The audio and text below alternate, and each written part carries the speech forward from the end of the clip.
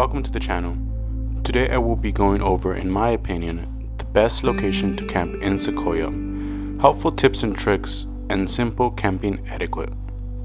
Before we begin, I'd simply like to mention that while you drive up through the southern part of the Sierras, you'll start to see the scars that have been left behind from the recent fire last year, putting 2,000-year-old sequoias such as General Sherman in danger. Always make sure that you have the proper fire permits, follow all the fire restrictions at all times. With that being said, let's get right to it. 5 minutes south of Quaking Aspen, you'll eventually run into Ponderosa Lodge. They have a general store where you can stock up in case you forget something. There is no reception here, only in Dome Rock, which is 10 minutes south from the campground. You know you're there when you see some signs regarding no campfires on the left-hand side, if you're going southbound on the 90. The trail is about 5 minutes driving. Once you get to the end, it'll be another 5-minute hike to the top of Dome Rock. Quaking Aspen, which tends to get really busy during the summer, includes 3 small group sites that accommodate up to 12 people per campsite, 30 standard sites, 2 cabin sites, and 4 tent-only sites. Some sites overlook a beautiful meadow. Please note that there is also limited turnaround space in this campground, restricting many RVs longer than 26 feet in length. For lunch, we made some chicken tacos on our handy Coleman stove, topped off with some cilantro, salsa, lime, guac, and caramelized fajitas. This is the entrance to Quaking Aspen. Here's the camp host, first one to the right, and you got campsites all over. There's pretty much a roundabout going this way, and you come out this way. You need to be bear smart. Here are all the restrictions. Campsites are about 32 plus 8. About $40.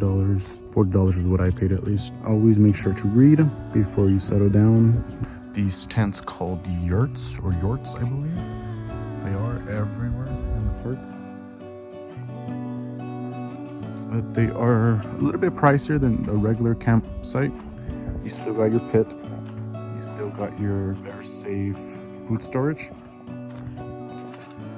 And you also do get a bed. Or 2, I should say. 3.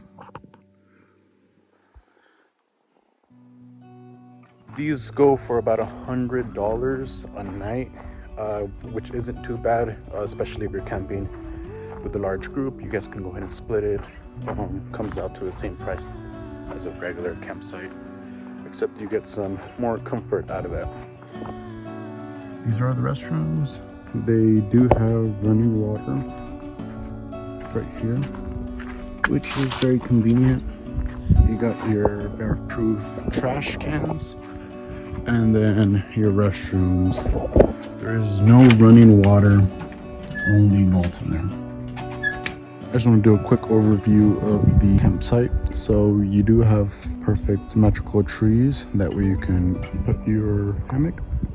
You do have underground grill of some sort. And I guess cook some meat right there. You do have your designated fire pit, so you can have your own fireplace. Most importantly, you got to make sure that you do have a bear box, that way you can store your food, because in places like Sequoia or Yosemite, you do need to be concerned about bears because they are everywhere.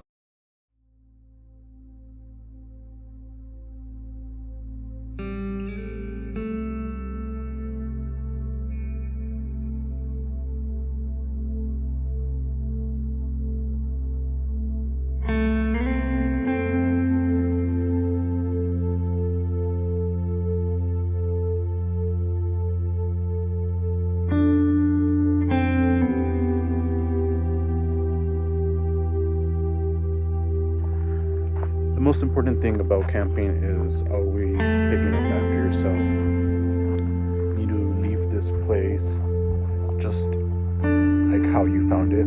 There are a lot of chipmunks, squirrels, bears for that matter. You need to come here and be able to respect nature.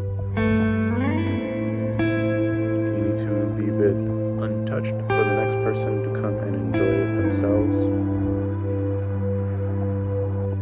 It's our job to take care of our national parks.